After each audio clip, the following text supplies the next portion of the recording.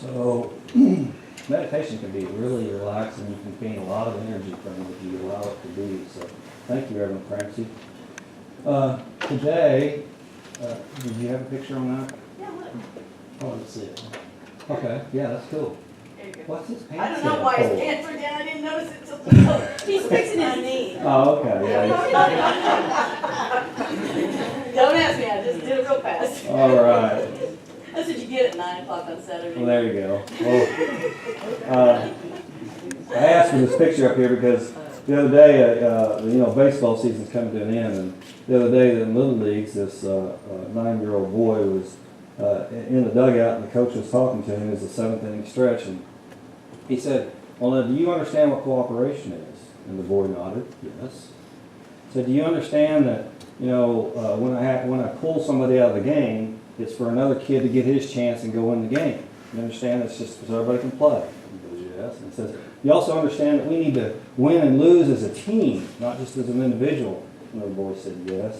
He said, when the umpire calls you out on strikes or you get an out, you don't yell or curse at the umpire." And he said, "Yes." He said, "Yes." And so you also know that when if I pull you out personally, that you don't yell and curse at me because I pulled you out, right? And the boy said, "Yes." And the coach says, "Now, would you go out in the bleachers and tell that to your grandma?"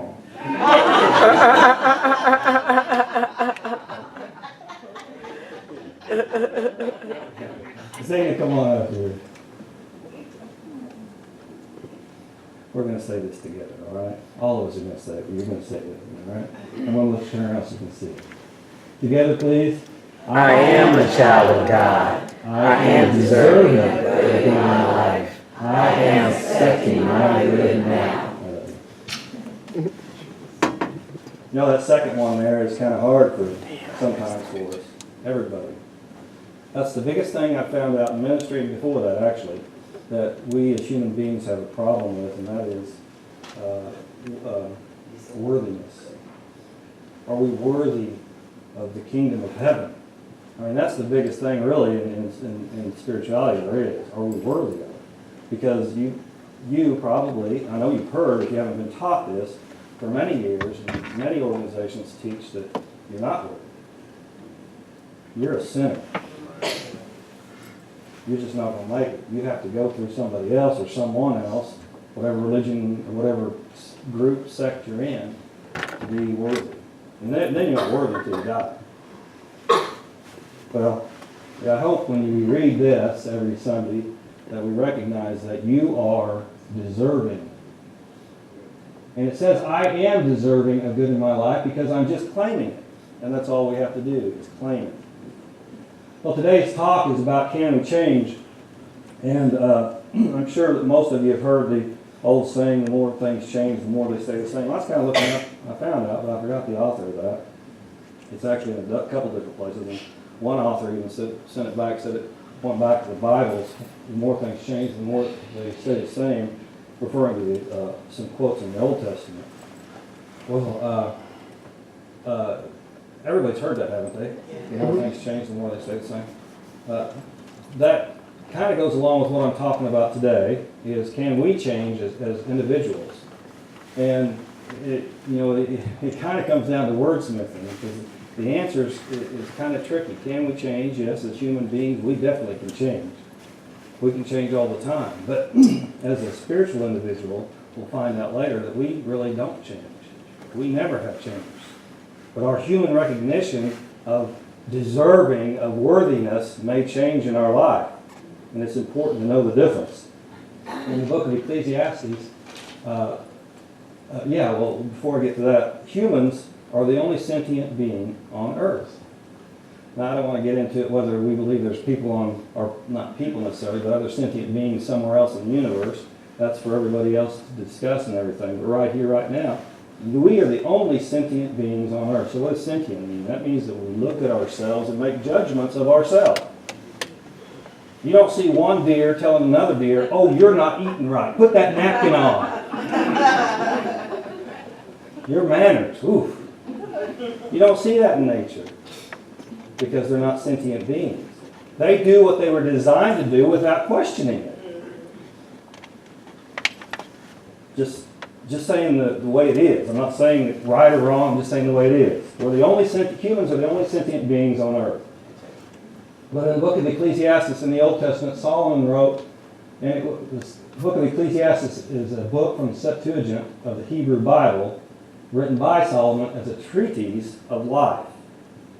And so, what a treatise is something that Solomon, Solomon the wise man, he was the wisest man of his time, but everybody that wrote and read was pretty wise then, because there were very few of them. But anyway, Solomon was a wise man, but the book of Ecclesiastes he wrote to tell everybody about his experiences, his views of what life is. Now it's important to get this book up first because it's the Old Testament, it's the Hebrew Bible, which is our Old Testament. Because if you read Ecclesiastes, it's kind of not the best viewpoint of humanity. It says we're all vain, very vain. Everybody's vain, and that's what he ends up saying as a conclusion, is that humanity is vain. And we always will be. But so why is it a good starting point to understand that? Well, the Bible, as I told you before, is something that's good to look back at, because, for the only reason, not to say this is the way we have to live right now. If you do, then you're not looking at the Christian Bible, because the New Testament says everything that the Old Testament does, but in a newer language and in a newer way of looking at it. So it is different in the New Testament than it is in the Old Testament. So the Old Testament looks at this as everybody's vain. All of humanity is vain. And Solomon was very wise for his time and told everybody that. And at that time, maybe everybody was more vain. I don't know. I don't think that humanity's changed that much, but at that time, that was his viewpoint. That's what he experienced, so that's what he wrote about. Well, Jesus did something different when he was around, of course. He wrote, or he didn't write. He wrote, but he didn't write about himself. He told about vanity and about the way life is, not by writing a book about it, and not by telling someone or a lot of people about it. He did it through experiential and having other people write about it. Now, he didn't tell other people to write about it, but that's what happened. And like I said before, Jesus wasn't the only one doing miracles in his time, but he had the best public affairs agent there was going on at that time, okay? He had a good PR guy. So Jesus, how did he look at this? Well, he, like I said, was one that experienced it. And the comparison between Ecclesiastes and the Old Testament and the New Testament is when Jesus was transfigured. And he went up to the mountaintop and he took some disciples with him. And he was transfigured. It's referred to in all three of the first three Gospels. And in John, it's written about in all of the first three Gospels. In John, it's referred to in verse 1:14. But it says a story about when he was up at the mountain, his face, there's a picture, I mean, it could be a lot of things, it's your imagination. His face turned into something that resembled the sun, it was as bright as the sun. And his garment was extremely white as light, is one description of the Bible, in the Bible. Well, that'd be pretty bright to be looking at, but the three disciples that were with him did look at it that way. And while he was in that transfiguration mode, Moses and Elijah came to see him, and they talked a little bit. Of course, in Jewish heritage, Elijah is the main character, and Elijah is supposed to come back first for the second coming. Elijah is supposed to bring in the Savior. Okay? Very important. I mean, I know this is kind of getting in the weeds, but it's important to know this. So when you talk to somebody, or when they say Elijah's coming first, you know, well, that's why. Because Elijah was written about that Elijah was going to come first. Moses was also a huge prophet, so he talked to both of those. But when he got done talking to them, and the disciples that were with him on the mountaintop walking down, they were saying, well, what is going on with that? How come, I thought Elijah was supposed to come first. And Jesus said something very interesting, that I don't care who you're talking to, can't defend in their center ideas. Jesus said, Elijah has already came. He has been amongst you and you did not recognize him. And that brings chills to me because Jesus was always, in Christian faith, Jesus is our Savior. I mean, I hope he's not your Savior in the sense that they say. But Jesus was our way. In unity, we know that Jesus was our way shower. Showed us the way. Because Jesus wasn't one that was like Solomon, writing about what he had learned to let the world know that I am so knowledgeable and this is what you need to know. He experienced it and told people how they can experience it. Not because I'm better than you, but because what I have found within me is also within you. And that's a huge difference. Uh-oh, I pushed the button. I know I did. Oh, welcome home, everybody. Go back. Back. So anyway, we're at that place where they're coming down the mountain, and Jesus says this to them, and they're kind of astonished because Jesus was never anything more than a Jew. He was, as far as his religious background and what he stated, he never did. Of course, he wasn't. Jesus Christ wasn't his last name, and he wasn't a Christian. So Jesus and them had talked about this. And Fillmore explains a little bit about this, or a lot about this really, about what we are and if we change or if we don't, if we transform. Now, of course, the story of Jesus is not only did he transfigure himself, but he was actually, the Son, so it was different. But I don't know about you, but when I was younger, I haven't for a long time, I'll admit it, but when I was younger, I could see auras pretty easily. I don't know if you've ever seen one, but they are beautiful. They're beautiful. I don't know what it was when I was younger, if I was more spiritual in my existence at that time or what, but I could see auras. Awesome. And for me, what they were it was just like, it wasn't a halo above the head, but it was surrounding the head, and it was of different colors for different people. Not everybody had one. But I noticed that during that time, the difference between those that had them and those that didn't was just their expression of who they were at that moment. In other words, those that were into understanding more about their spiritual self had an aura, or had even a brighter aura than those that weren't just experiencing it at that time. It didn't mean the ones that were better than the ones that were without. It meant at that moment in time, those people with an aura were more into understanding the true self of them, which was their spiritual aspect. Charles Fillmore, co-founder of Unity, said this about the body only. The body is the outer expression of consciousness. Now, consciousness, as far as Fillmore is talking about, is what we are thinking as a whole. It includes, now this isn't exactly psychology, but this is Fillmore's. Superconsciousness, which is divine mind. Subconsciousness, everybody knows about all the thoughts and experiences that we've had. And the conscious mind of what we're thinking about right now. And the conscious mind of what we're thinking about right now pulls from all those things as we choose. But as you know, if we experience something as we get older that is similar to something we've experienced in the past, something from our subconscious can come into it and color the end of that experience.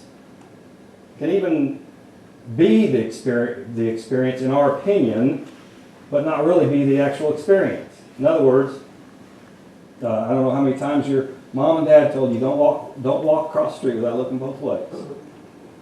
Well, now if you step out in the street nowadays, you're thinking about something, walking along, doing your own business, step out in the street and you find yourself in the middle before you look, you'll look real quick. That's your subconsciousness telling you, I wasn't supposed to be in here without looking. Okay, which is not a bad thing, but it can creep in there, and so it can tell you the end of something. There's a lot of other instances, of course. So our consciousness is all that. Our body reflects that consciousness. And that's something right here, even though we've got a couple more to go over, right here is kind of hard sometimes for people. Because we may look at ourselves, like Reverend Francie tells sometimes, look at ourselves in the mirror and say something negative or something derogatory about what we see back. But that's our consciousness at the time, and really what we're doing is beating ourselves up and not doing us a favor by saying any of that. That's a subconscious thing coming into us with people from around us saying how we're supposed to look. Okay? That's a listening to Solomon, the Ecclesiastes all the way of how life is supposed to be. I would rather you experience it for yourself, like Jesus did. He goes on, Fillmore does, and tells about the spiritual body. And if you have a revealing word, there's a lot more than what I'm going to show you today as far as the body, aspects of the body. But the spiritual body is the perfect manifestation of a divine idea. The spiritual body is Jesus. Not because he was a man, but because he learned about the Christ within him and lived from that. Now this isn't Jesus Christ really yet, as Unity defines it, but it's the man knowing about the Christ within him, or the woman, the human knowing about the Christ within them. Okay? And he finally says, the body of Christ. That's a good picture. You've used that one before. I like it though. The body that is a result of spiritual thought. You know, it's kind of on this worthiness idea. This is where we need to get to. We need to get to what underlies maybe something that is a fact in reality. There's an absolute, we live in a reality world as humans right now. But there's also an underpinning spiritual aspect to this that is the absolute, which never changes. Now I'll give it to the fundamental Christians that say God never changes, because which I totally agree with. God never changes. And you'll get some disagreement even amongst Unity ministers, believe it or not, that God does change as we change. But God doesn't change, because what changes is us and our understanding of God that always was. Just because we have a revelation doesn't mean that God is having a revelation, or, well, laugh, but there are some people that would agree with that. Is because their viewpoint is that God is always expanding. And my viewpoint of it is, not that, is that we have the opportunity to always expand. Now you can say, and I'll agree with, that God is energy, and energy is always producing. I'll agree with that, 1,000%. But that's not the same thing. We have that same energy that can produce all the time. All the time. We're not restricted by anything or anyone. The only thing that slows us down is ourselves. By accepting somebody else saying that we're not good enough, that we can't, but those are lies. Those are not the truth of you. Fillmore says that the spiritual body, or the body of Christ, it maintains its unity with Spirit, even in manifestation. So we have a property, a new campus that we're developing right now.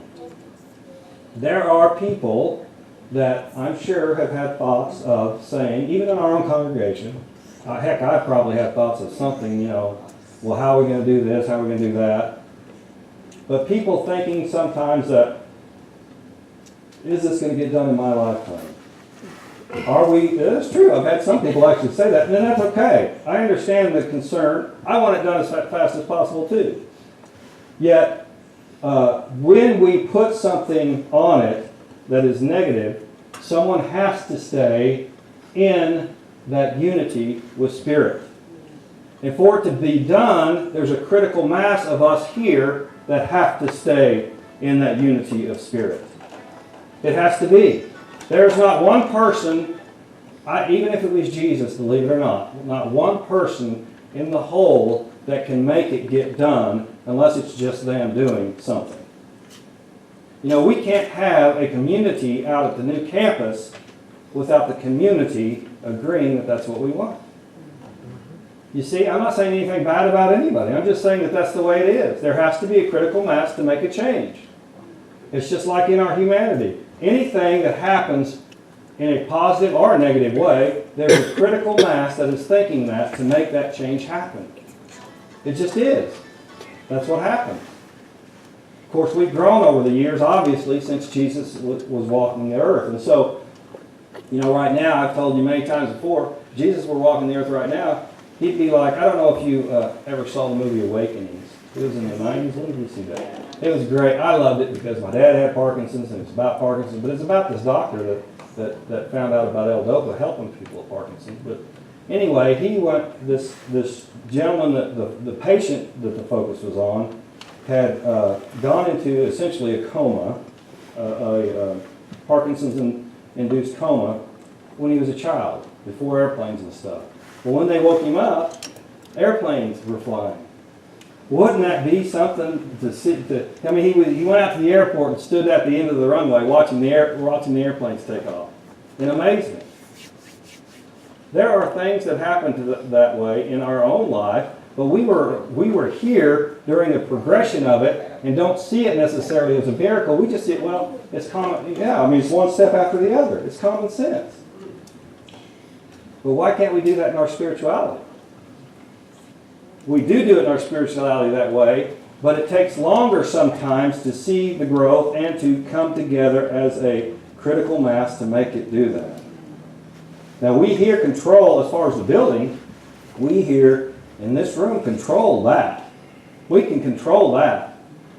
We just decide how much are we going to believe in this, how much are we going to do toward it, and either have it happen or not.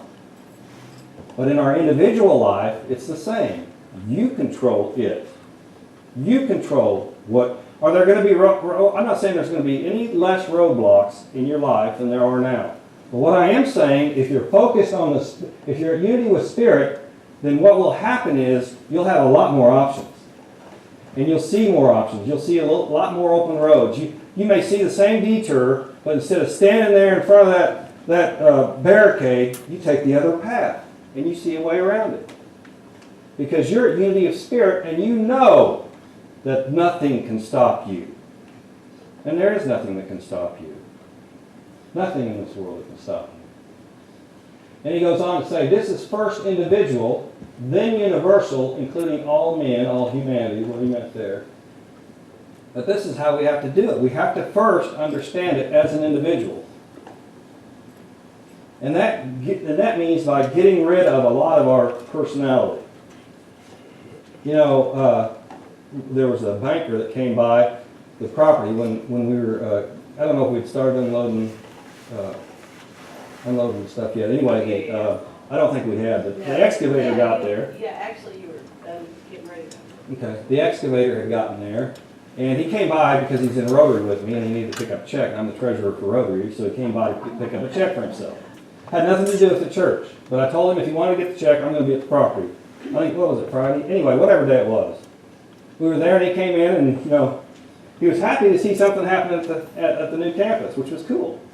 But then he looks at that excavator and says, you got a license to drive that? And no, he was just being kind of funny. It was cool. And I told him, I said, well, you forget I was on a farm for a while, so it's not really, the combine's a little bit more complicated than an excavator. But I think what the deal was he was looking at it from a banker's sense, like, why is the minister going to do something like that? You know why I do something like that? Save money. Well, it is fun, true. It is fun, but besides that, I do something like that because I'm an individual and we're all in this together. I'm not the Pope up here saying, hey, you guys get that done. You hear me? Of course, I'd appreciate anybody's help anytime they want to. But that's the difference. As an individual, we have to understand this Christ, living from the Christ for ourselves. And when we do that, whether we recognize it or we don't even have to try to do anything, but when we do that, we are living from that Christ, and that changes that adds to that critical mass. And once that critical mass happens, it's no stopping it. You follow me? And see, that's why I've always said, in here and in other places, well before I even came here, is that I want my congregation, every single one of them, to be millionaires. And I know some people don't care about money, and that's okay, that's cool, that's you. But I wanted it because that's how we sometimes in the west part of the world, judge and see people as prosperous. Now I know there's a ton of other ways to be prosperous. We are extremely prosperous here in this community, this church community, with health. Extremely prosperous. Even when something comes, all 4 of those prayer shawls today. You know, when we're doing the prayer shawls anymore, I already know that the transformation has already started happening for those people. Not because we're doing the prayer shawls, but because we've already started thinking about those people. And believe it or not, on an individual basis, and I know this is hard for some people to hear, that on an individual basis, that person has to make the decision for themselves. But if we send them prayers knowing that they can be healed for themselves, then they have that option. But they may not choose to take that option, okay? Some people, it isn't God calling them back to heaven, it's them saying, you know, it's time, I want to go. And so if that happens, we bless them on their way. We are glad for them because they made the decision. But we want to give them options. We want to be in that unity of spirit for them. Because we want them to have options. And so, even though most of the times in our prayer shawl ministry, the person is actually healed physically, which is fine, which is great, they made that choice. There are some that are healed in making a transition. And it's hard to hear that sometimes when you're going through it, and I wouldn't say it directly to someone that's going through it, because that's not the appropriate thing to say at the time. But anyway, first it happens in us. Then this transformation happens, as like I said, in everybody, in the universe. It's always happening.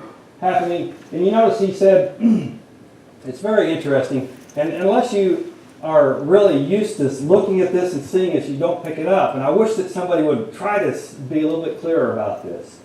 Fillmore says, first in the individual, which we've already discussed about, it has to happen in me first. Then universal, but this universal is a lowercase u.